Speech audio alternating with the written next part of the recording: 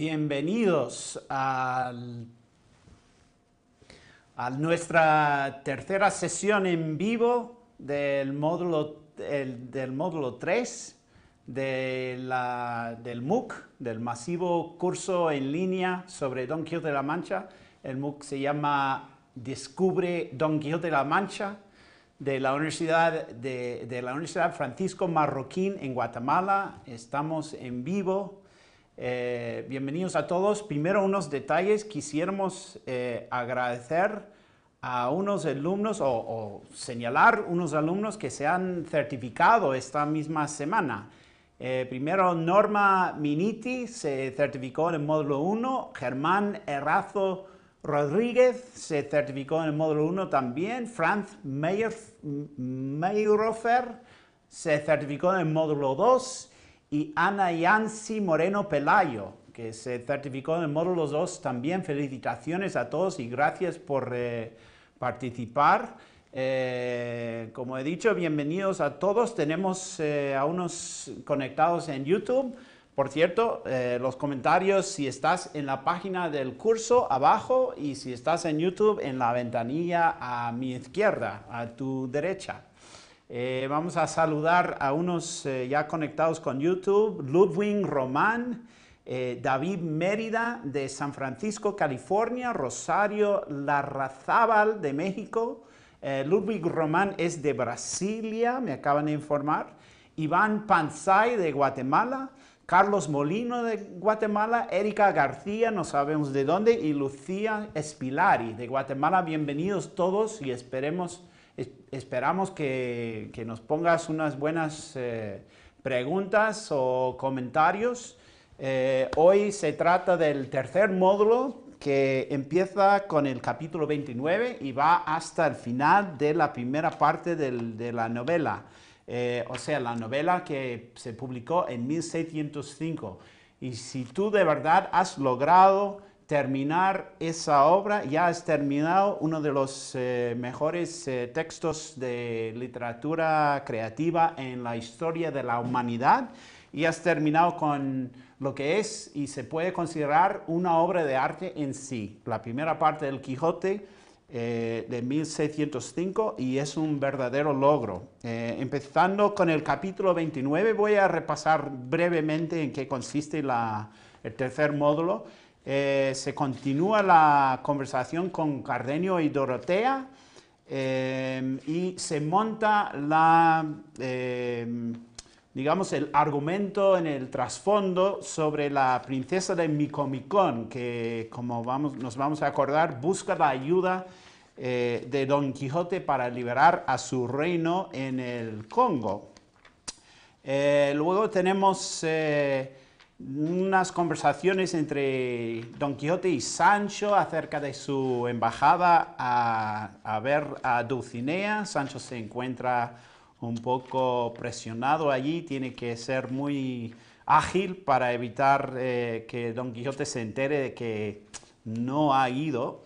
Luego tenemos el famoso, bueno, no famoso, pero el peculiar reencuentro con Andrés, el pobre pastor que estaba siendo abusado por su amo en el capítulo, creo que fue el capítulo 4. Luego hay una más discusión sobre los libros de caballerías, y tenemos la primera novela intercalada en Don Quijote, que es la novela del curioso impertinente. Habréis notado que aquí tenemos otro experimento literario, otro género literario, un género más bien urbano. Es algo parecido a un melodrama casi televisivo hoy en día, ¿no? Y esa novela dura unos 3 capítulos hasta el 35, y tenemos la famosísima interrupción en la novela El curioso impertinente por la famosa aventura de los cueros de vino.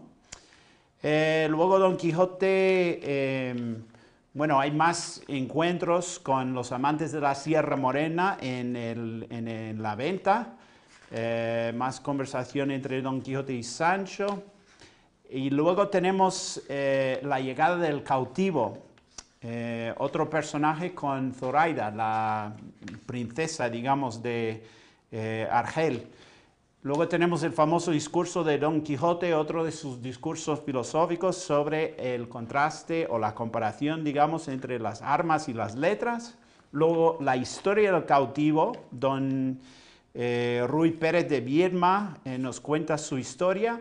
Luego llega por casualidad el hermano mayor menor de Viedma, y él trae digamos, la pequeña novela amorosa que se está teniendo lugar entre doña Clara y don Luis. Y luego tenemos a Don Quijote atado en su intento de vigilar la venta, y una disputa sobre la identidad del Don Luis, el famoso pleito sobre el yermo y a la albarda, porque volvemos a encontrar ahora al segundo barbero de la novela, a quien le habían robado su bacín y sus, digamos, el cabestro y la albarda, o sea, la silla de montar de su asno, Don Quijote y Sancho, justo antes de entrar en Sierra Morena. Luego tenemos ciertas batallas, casi parodias cómicas, casi como una escena de los tres chiflados, ¿no? En la venta, en estas batallas todo el mundo está involucrado, incluso unos cuadrilleros, todos los amantes de la Sierra Morena, Don Quijote, claro. Y luego saliendo de la venta, con Don Quijote enjaulado, eso viene es una extensión de la narración del Micomicón. Don Quijote tiene que volver enjaulado a su aldea, y tenemos la parte más teórica, más literaria, más metaliteraria, digamos, de la novela, en la serie de debates que tienen lugar entre el cura, el canónigo, incluso Don Quijote, que sale de su jaula precisamente para reivindicar las novelas de caballerías. Y luego tenemos una serie de episodios cortos que funcionan como desenlace, tipo de repaso de digamos, las moralejas o los temas principales de la novela. Encontramos a un cabrero, Eugenio, que tiene otra historia amorosa, de desengaño amoroso, digamos, que se trata de Leandra, que intenta escaparse con un don Vicente, un tipo de soldado fanfarrón. Luego tenemos, incluso antes que encontráramos a don Eugenio, tenemos la historia que narra Don Quijote sobre el famoso, el Caballero del Lago. Luego la historia de Leandro, Vicente y Eugenio. Y al final el encuentro con los disciplinantes y luego el desenlace. Y con ese breve repaso vamos a empezar con las preguntas que vosotros tengáis o comentarios. Favor de participar con nosotros. Vamos a empezar con la primera pregunta, que viene de, Florencia Vallejos, de la Argentina. Dice, Dámaso Alonso, hoy, mira, ya vienen a por mí con críticos literarios. Dámaso Alonso y Rafael Martínez aluden a la carta contrato del caballero de la triste figura, como la mejor epístola de amor que existe en español. ¿Coincide usted con ello y por qué? Mejor epístola de amor. Como habráis notado, no soy parlante nativo. Me siento un poco descalificado como para evaluar la literatura y sobre todo la poesía romántica en esos términos. Así que defiero a Dámaso Alonso, que siempre me ha parecido un crítico muy perspicaz. Así que la respuesta es que sí coincido. ¿Y por qué? Porque apelo a la autoridad de Dámaso Alonso. Buena pregunta. Ahora, Jorge Sarabia, de Guatemala. ¿Qué fue Cervantes, un militar retirado que escribió libros o un escritor? No sé si entiendo la pregunta. La pregunta parece ser si fue Cervantes un militar retirado que escribió libros o un escritor que en sus años mozos sirvió en el ejército español. Pues sí y sí, las dos cosas. No sé si entiendo muy bien la pregunta, Jorge. Cervantes sí, fue un militar retirado, escribía libros, se consideraba un escritor.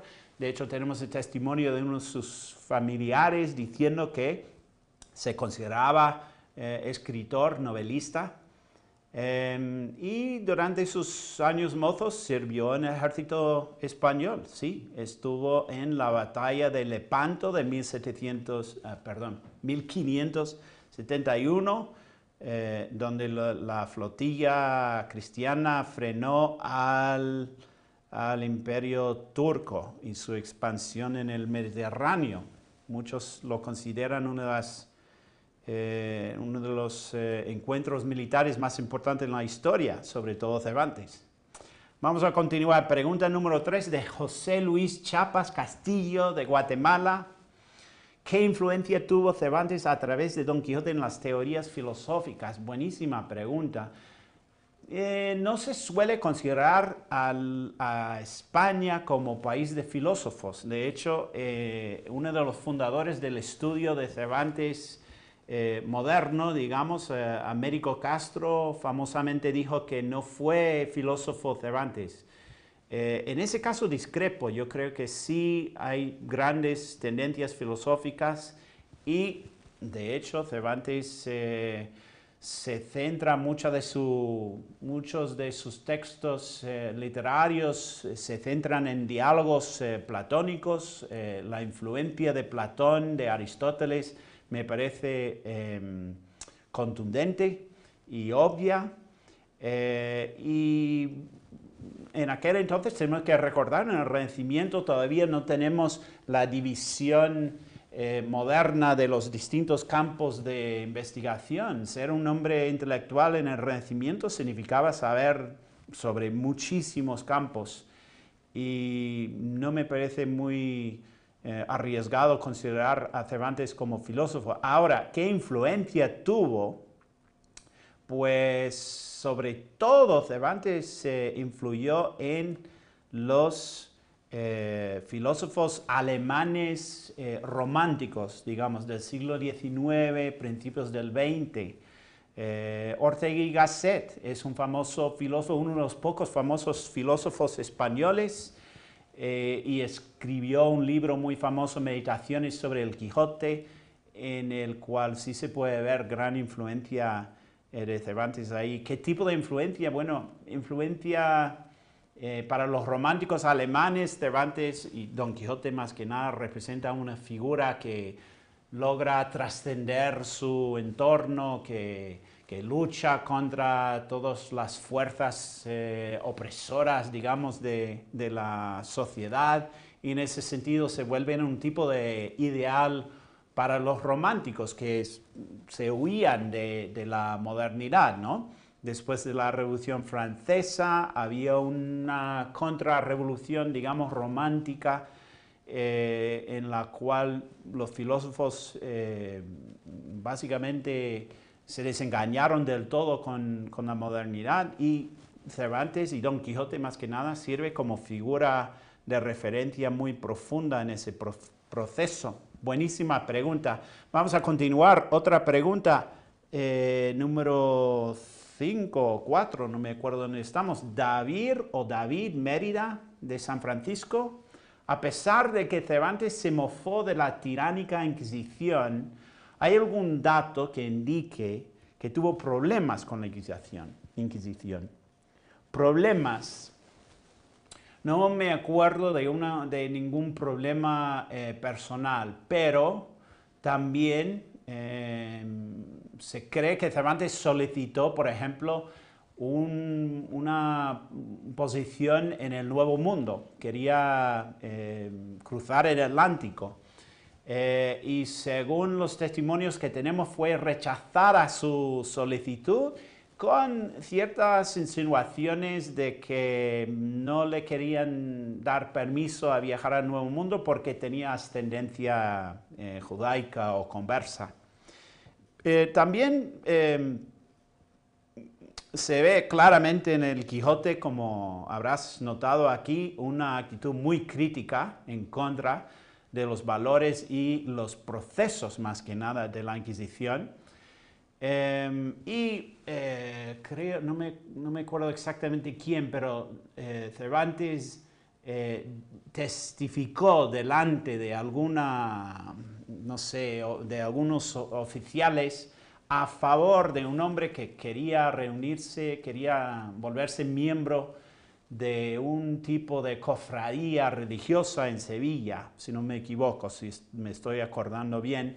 Y allí Cervantes claramente mintió diciendo que el hombre no tenía ninguna ascendencia conversa ni morisca, cuando la verdad fue a lo contrario. Entonces hay unas indicaciones, pero creo que las indicaciones más fuertes son escenas importantes, episodios importantes en su literatura, en Don Quijote y también en a ver, ¿cómo se llama? El retablo de las maravillas. Sería una sátira contundente de la Inquisición. Muy buena pregunta, David. Vamos a continuar con Pedro Liendo, de Venezuela, tan lejos como Venezuela. Qué maravilla la tecnología moderna. Bienvenidos, Pedro. A ver, al Quijote, la pregunta de Pedro es, ¿al Quijote se le pudiera definir como la primera obra que propugna la tolerancia religiosa y de las diferentes culturas? Primera obra es un poco lejos. Yo siempre estoy a favor de hacer estas aseveraciones arriesgadas. También hay que reconocer que la Celestina a finales del siglo XV y el Lazarillo de Tormes de mediados del siglo XVI tienen esa tendencia, siguen esa línea a favor de la tolerancia religiosa. Incluso yo creo que uno se podría interpretar a la novela original, la picaresca clásica de Apuleyo, como un intento de proponer la tolerancia religiosa, política, de todo tipo. Pero creo que estás en algo. El Quijote realmente es una obra que realmente a través de la imprenta, a través del consumo a nivel internacional, tiene que ser considerada una de las primeras obras masivas, digamos, que sí insiste en esa tolerancia religiosa, y es un tema profundamente importante de la novela. Pero tampoco queremos aseverar que Cervantes estuviera escribiendo en el vacío, ¿no? Había humanistas, había estudiantes de Erasmo que insistían en esos mismos valores en aquel entonces también.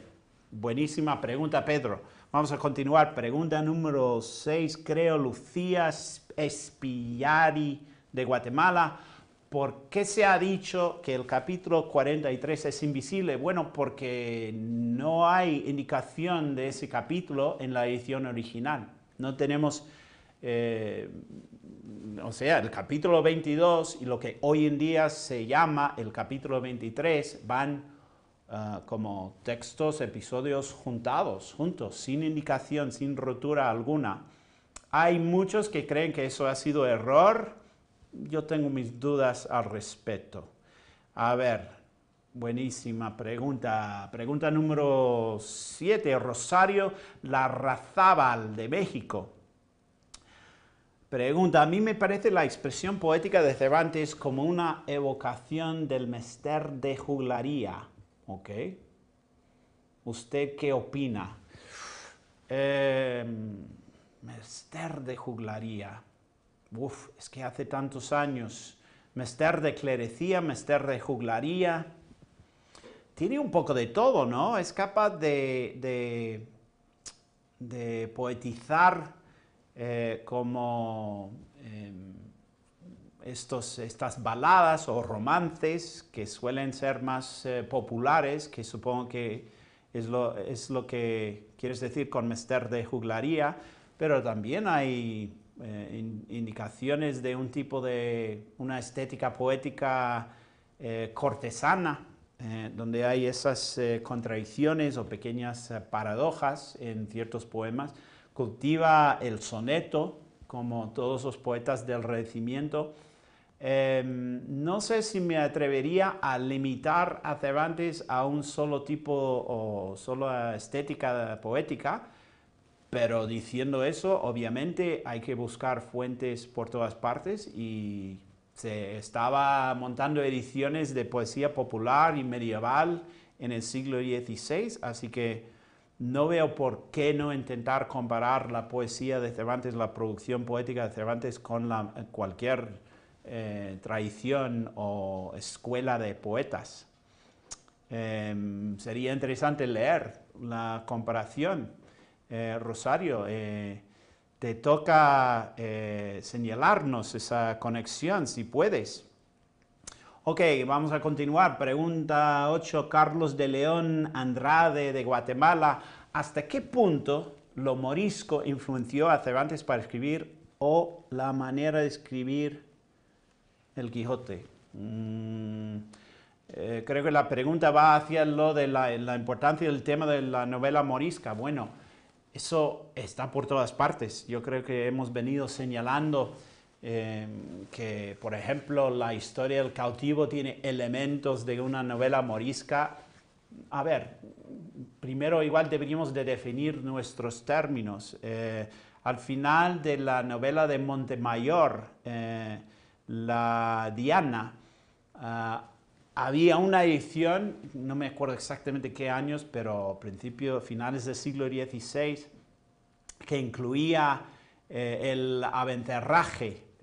También tenemos Ozmini Daraja, que es una novela intercalada, si no me equivoco, en el Guzmán de Alfarache, de alemán. Entonces hay a finales del siglo XVI una especie, un género, digamos, de novela que se centraba en amores, digamos, fronterizos, o entre moriscos o entre cristianos y moros.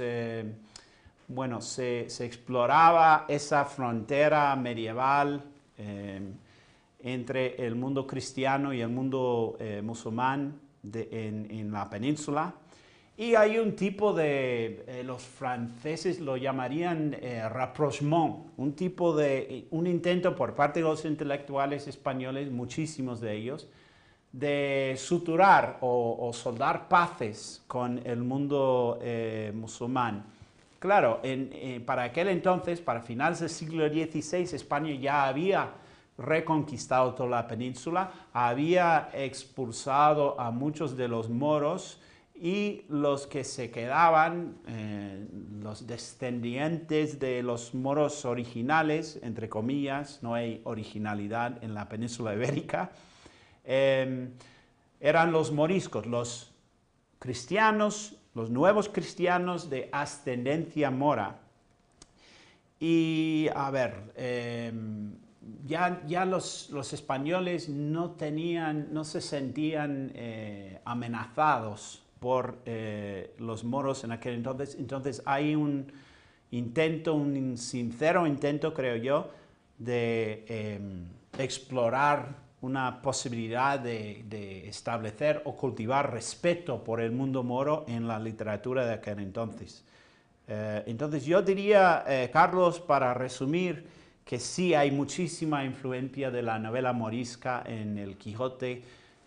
La vemos en muchísimos de los detalles, el papel de Zoraida, el papel de Ana Fénix, que vamos a ver en la segunda parte, que por cierto queremos que todo el mundo se inscriba en la segunda parte que vamos a empezar en unas semanas.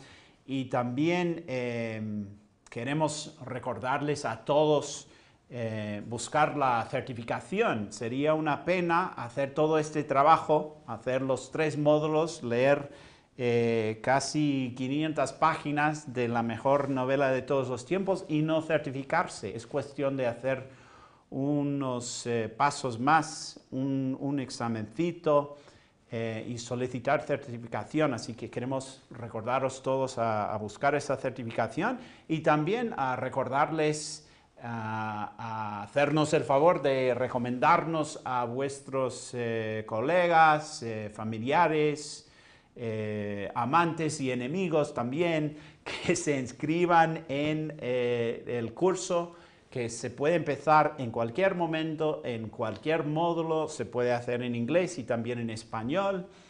Es muy fácil, muy intuitivo, solo tienes que ir a Don Quijote con J o con X, donquijote.ufm.edu. A ver, vamos a leer una opinión de Carlos de León de Guatemala. Excelente recurso multimedia y sobre todo gracias por tomar en cuenta las preguntas y participaciones de los estudiantes. ¿Cómo no, Carlos? Eso para nosotros es el aspecto más gratificante del curso y estamos aquí precisamente por eso y para eso.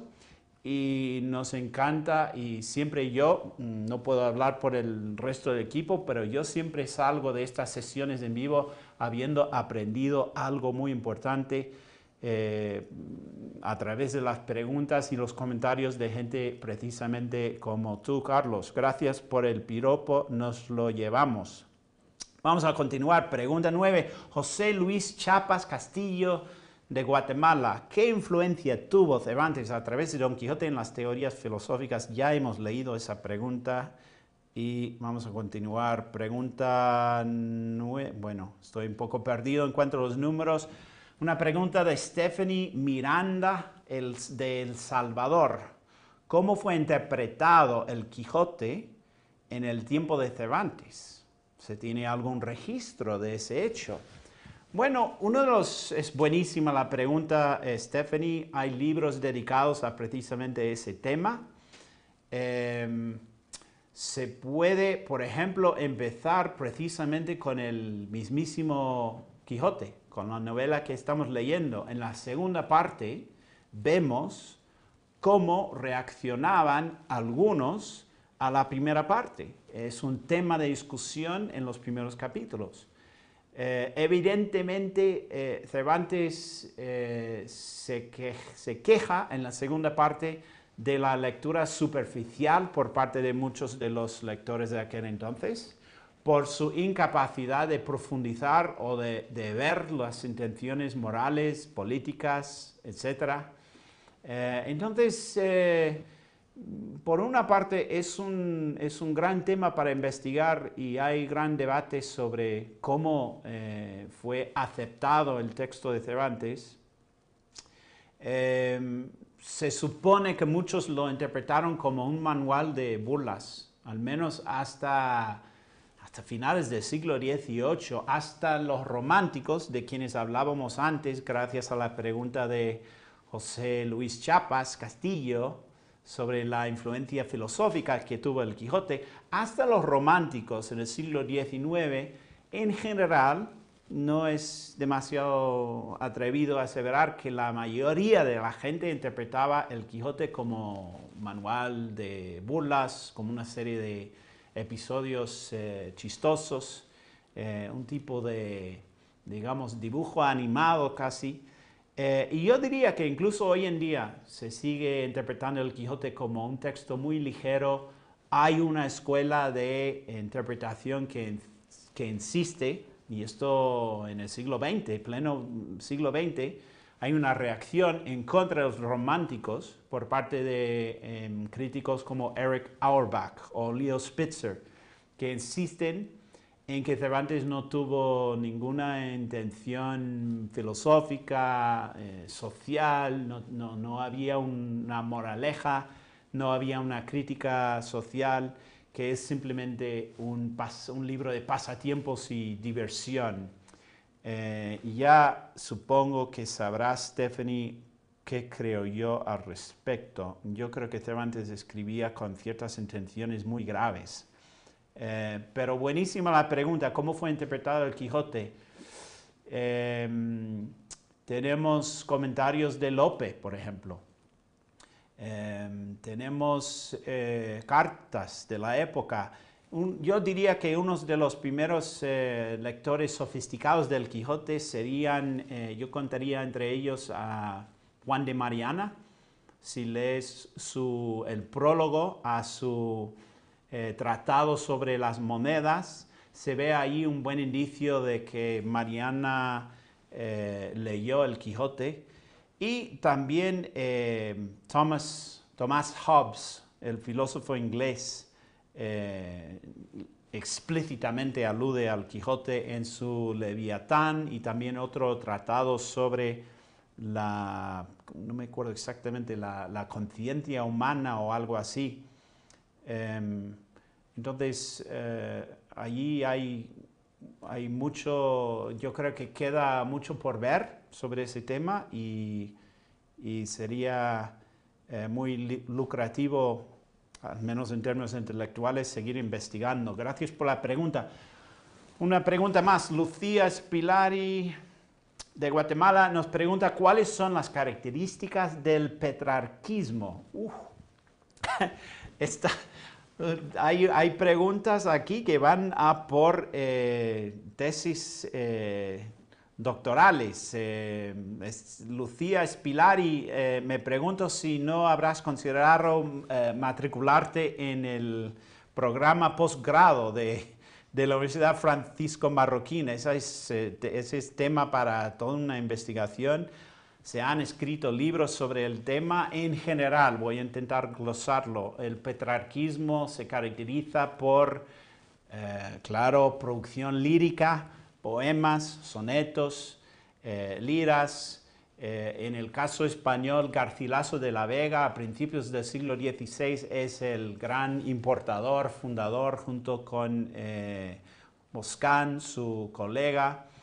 El petrarquismo se caracteriza filosóficamente por una devoción a una sola mujer, a toda diferencia del ovidianismo, digamos, donde les da igual al poeta su objeto de amor o de interés sexual. En Petrarca, su famosa Laura, a quien se dedica a escribir todo, a quien le dedica toda su obra poética, su cancionero, se murió muy joven, e incluso hay unos que dicen que Petrarca ni siquiera la logró conocer, que solo la vio a larga distancia.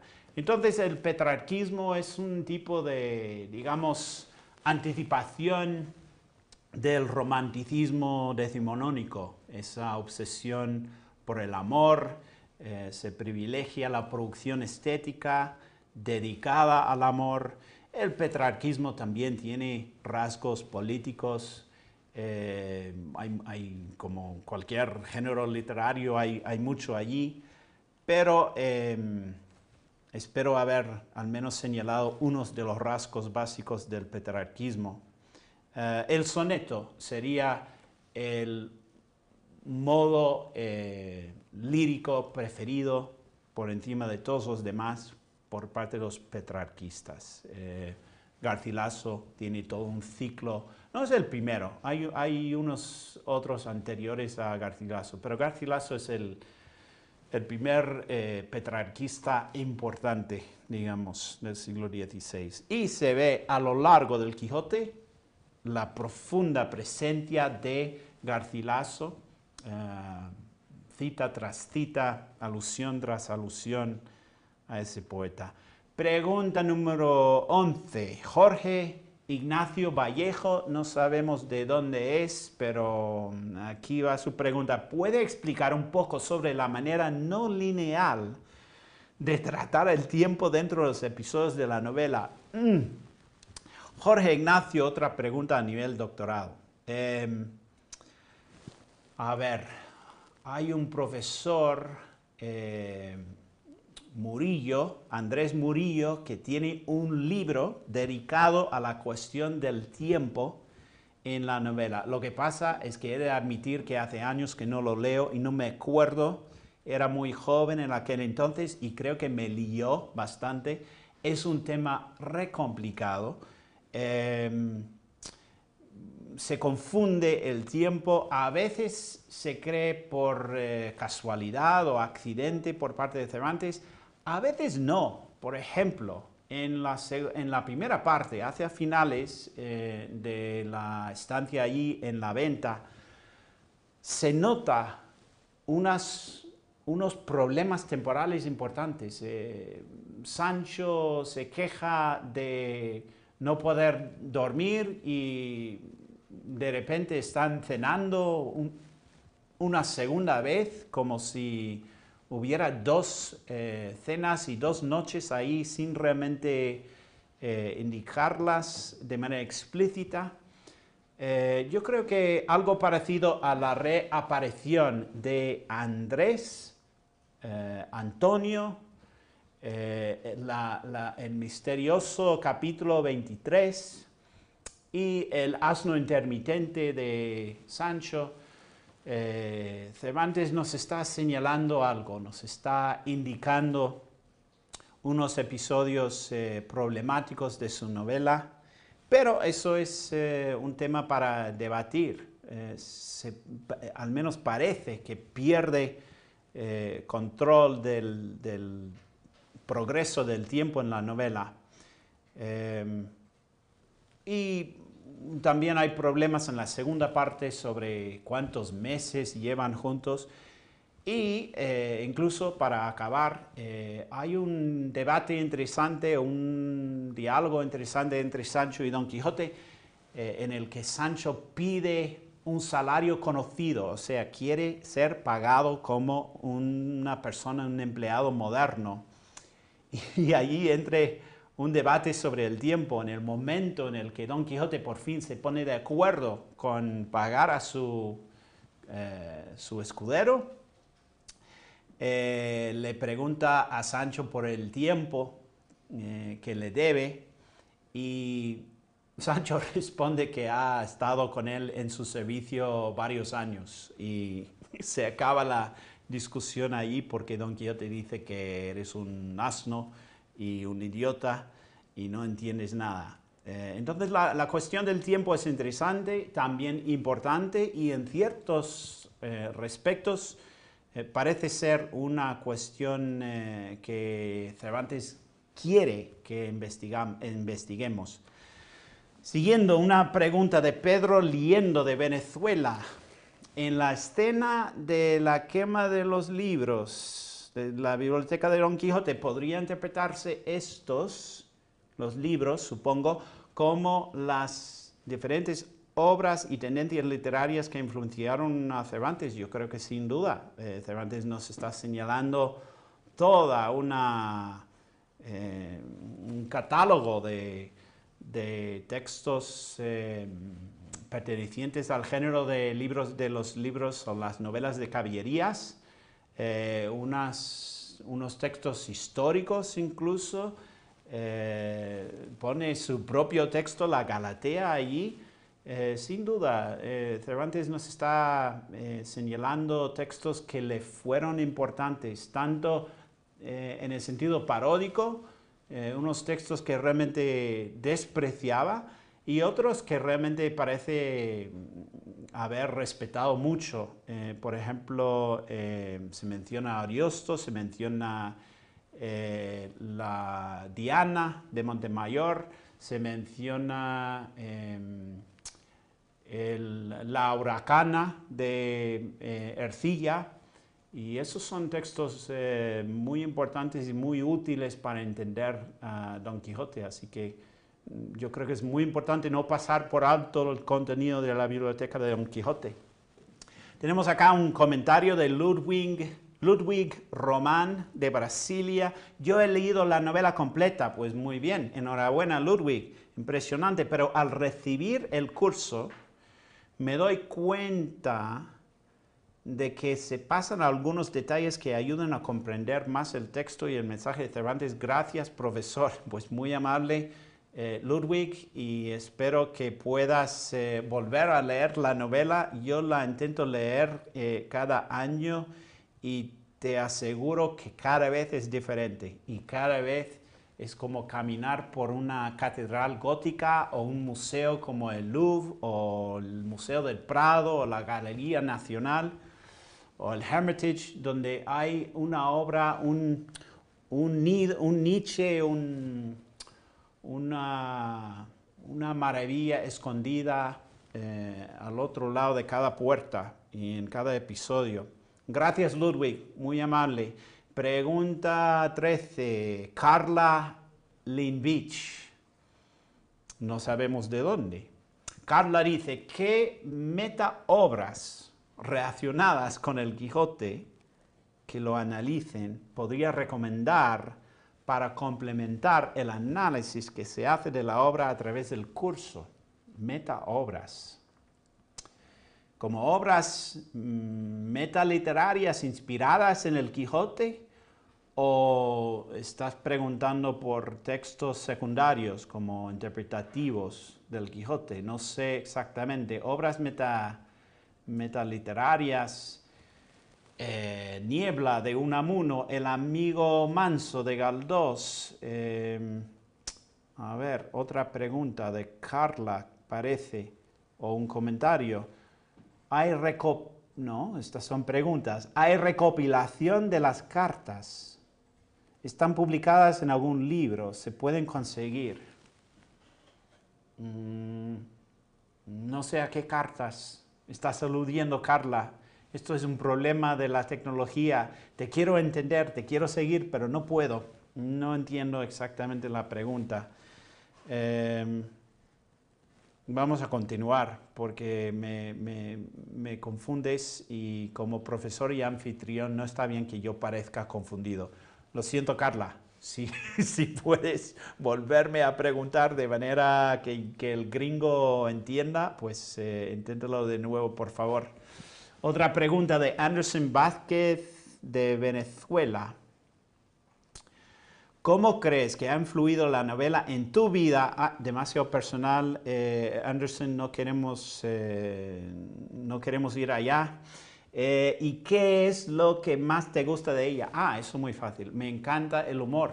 Me encantan los episodios más groseros, grotescos y guarros de la novela. Esto siempre le deprime a mi madre, pero a mí me encanta cuando el escudero y el hidalgo se vomitan encima el uno del otro.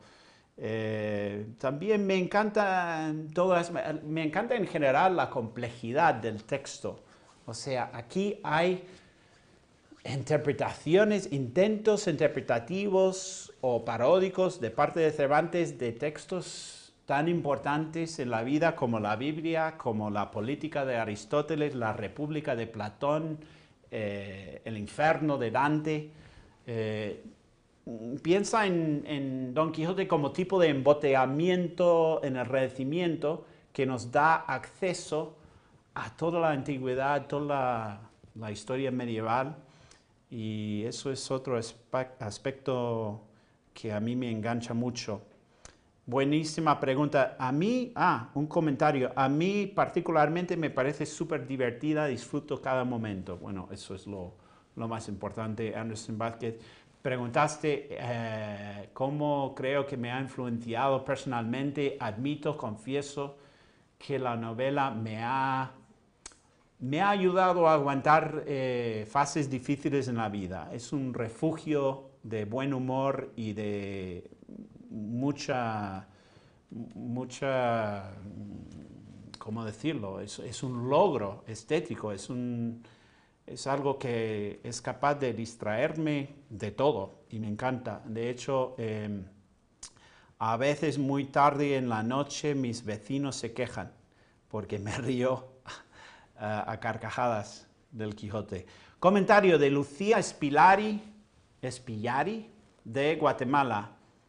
Los vídeos me han facilitado mucho porque me permiten entender la obra de una manera no superficial y me obliga a investigar el contexto histórico. Además, todas las explicaciones, seguro que todas, del profesor me facilitan a entenderla mejor. Gracias, Lucía, eso es muy tierno y me da un gusto y una satisfacción y me hace parecer útil a los demás, así que gracias y que sigas investigando. Espero que todo el mundo saque de este curso que todavía queda mucho por decir y por investigar en cuanto al Quijote. Yo no creo que se haya agotado del todo.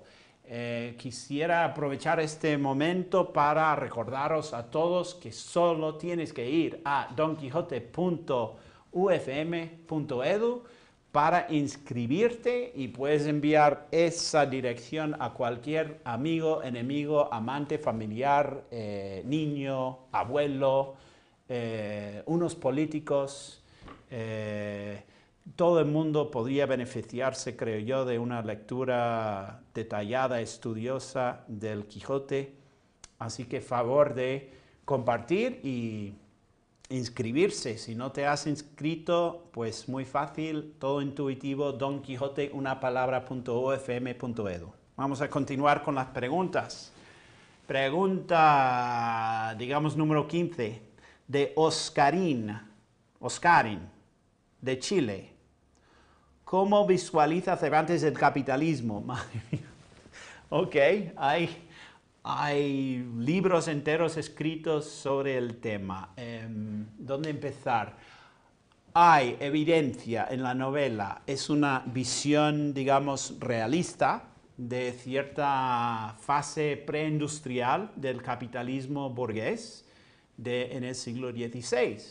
La molina de viento, las ruedas de agua, los batanes, la imprenta, ciertas máquinas en la segunda parte, todo tipo de instrumento de guerra, de armas militares, la pólvora, que hoy en día no nos parece para tanto, pero en aquel entonces seguía siendo un escándalo el invento de la pólvora. Muchos no lo toman en cuenta, pero la primera fase de las armas de fuego, a principios del siglo XVI, finales del XV, todavía les era posible para los militares de aquel entonces construir armaduras defensivas capaces de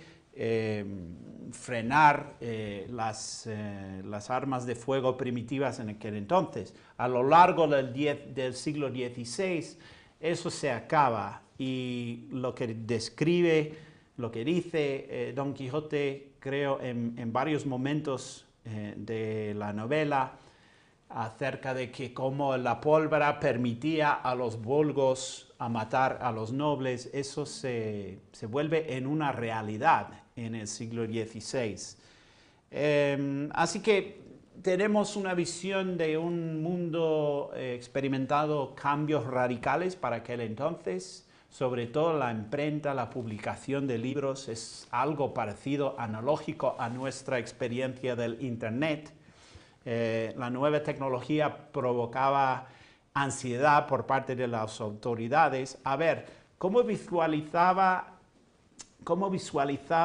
el capitalismo en general? Pues eso también va hacia la teoría económica y política, ¿no? Entonces, yo diría personalmente que Cervantes apreciaba mucho el libre mercado y que fue muy, muy profundamente influenciado por los primeros economistas modernos en las escuelas de Salamanca, la famosa escuela económica precursora a la escuela austriaca. Así que yo creo que en general Cervantes tiene una visión muy positiva y lo vamos a dejar ahí. Igual vamos a poder volver a tratar ese asunto en el futuro. Buenísima pregunta, Oscarín. Continuando, Carla Lynbich, de la Argentina. A ver si así resulta más clara. Ok, vamos a volver a intentar. Una vez terminada de leer la novela y de hacer el curso, ¿qué libros o con qué libros recomendaría seguir para continuar profundizando y analizando el Quijote? Ahora entiendo. Yo creo que dos de los libros, los mejores libros escritos sobre Don Quijote últimamente son Cervantes y el mundo materialista, de Carol Johnson, Cervantes and the Material World, creo que se llama en inglés. También Cervantes, hay un libro de... Oh, se me está escapando. Un profesor de Yale, David Quint. Q-U-I-N-T. David. Tiene un libro, creo que se llama Cervantes' Don Quijote, A Novel for Modern Times. Algo así. Lo puedes encontrar en Amazon. Es muy buena. Los dos libros analizan precisamente la novela siguiendo la línea que nos acaba de preguntar o señalar Oscarín. Se tratan de la relación entre Cervantes y el capitalismo, los dos libros. También sería un tonto y un lelo no recomendarte mi propio libro, Cervantes and Modernity, 4 estudios sobre Don Quijote, que también se puede encontrar y comprar en forma electrónica a través de Amazon. Aquí está, alguien me lo ha buscado, qué maravillosa la tecnología. Cervantes' Novel of Modern Times se llama, by David Quint. Muy bueno el libro. Y el libro de Carol Johnson, creo que otra vez, es Cervantes and the Material World, algo así. Y luego el mío, Don Quijote and Modernity, que son ensayos un poco más agresivos, más arriesgados, pero creo que te pueden señalar que el estudio de Cervantes sigue siendo un campo muy, muy abierto y queda por ver, creo, muchos descubrimientos. Vamos a continuar. Muchas gracias por volverle a aclarar al guiri, al gringo, la intención de tu pregunta, Carla. Espero que te haya recomendado. Igual te debería recomendar algo en español. Yo creo que cualquier libro de Américo Castro sobre Don Quijote o Cervantes sería muy importante. También Márquez Villanueva, un español, un profesor de Harvard, tiene un libro sobre los personajes, creo que se llama Los personajes del Quijote, algo así. Muy, muy buen libro y te enseña mucho acerca del tema de los moriscos. A ver, uno más. Maraval, no me acuerdo de su nombre, el apellido es Maraval, José Antonio creo que se llama.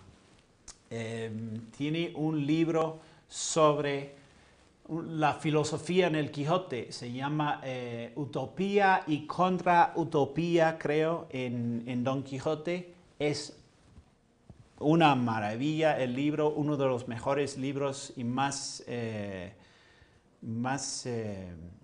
provocadores escritos sobre el Quijote. Buenísimo, Maraval. Yo tengo mis problemas con varias de sus estudios, pero ese libro es una maravilla, te aclara mucho. ¿Ok? Muy bien, continuando.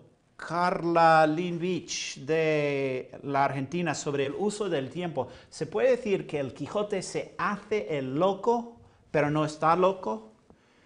Y por eso puede variar la concepción del tiempo afirmando que pasó mucho o pasó poco según su conveniencia. Me gusta tu línea de pensamiento, Carla. Si le conviene a Don Quijote que no haya pasado mucho tiempo, pues va a insistir en ello. Pero ¿con qué fin? Me pregunto. ¿Cuál sería el propósito de Don Quijote de confundirnos o confundirse o confundir a otros personajes sobre el tiempo. Es simplemente una manera de, no sé, embelezarnos, confundirnos, distraernos de algo. Estoy dispuesto y muy receptivo en cuanto a tu sugerencia, pero me gustaría escuchar más al respecto. No sé si entiendo exactamente qué quieres insinuar. Pero sí, definitivamente hay momentos, sobre todo en la segunda parte, en los cuales Don Quijote se hace el loco. O, mejor dicho, vemos perfectamente bien que